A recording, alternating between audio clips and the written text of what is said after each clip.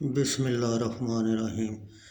بخاری شریف جلد دوم حدیث نمبر 1047۔ جنات کے ذکر کے بیان میں اور اللہ تعالیٰ کا ارشاد گرامی، تم فرماؤ مجھے وحی کی گئی کہ کچھ جنوں نے میرا پڑھنا کان لگا کر سنا۔ سورہ جن آیت نمبر 1۔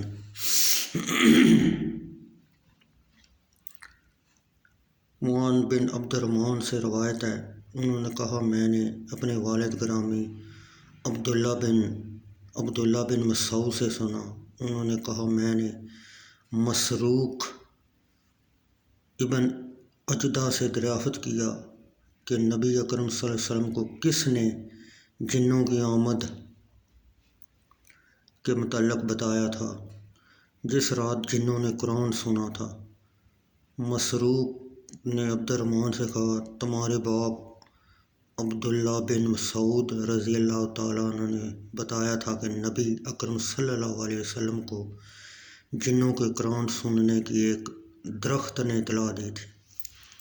حدیث نمبر 1048 جلد دوم بخاری شریف۔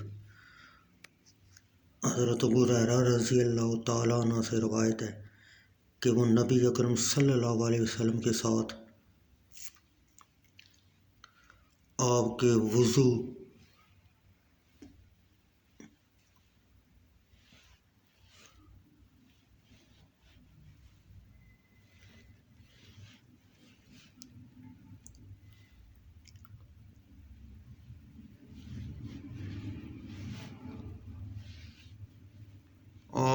وضو اور حاجت کے لیے مشکیزہ اٹھایا کرتے تھے۔ ایک دفعہ وہ نبی اکرم صلی اللہ علیہ وسلم کے پیچھے پانی کا برتن لے کر جا رہے تھے۔ آپ صلی اللہ علیہ وسلم نے فرمایا یہ کون ہے؟ عرض کیا میں ابو ہریرہ ہوں۔ آپ نے فرمایا میرے لیے چند ڈیلے لاؤ جس سے میں طہارت کروں، ہڈیوں اور گوبر نہ لانا۔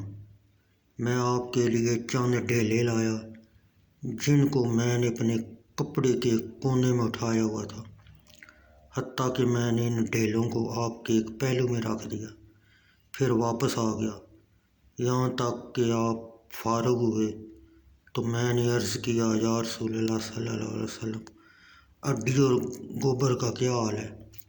آپ نے فرمایا وہ دونوں جنوں کا طعام ہے۔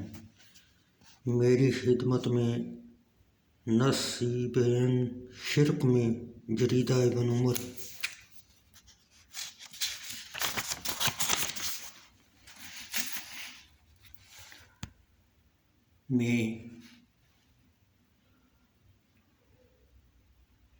میں ایک شہر کا نام ہے کہ جنوں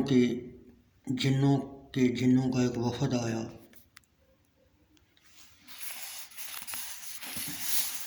اور وہ بہت اچھے جن تھے۔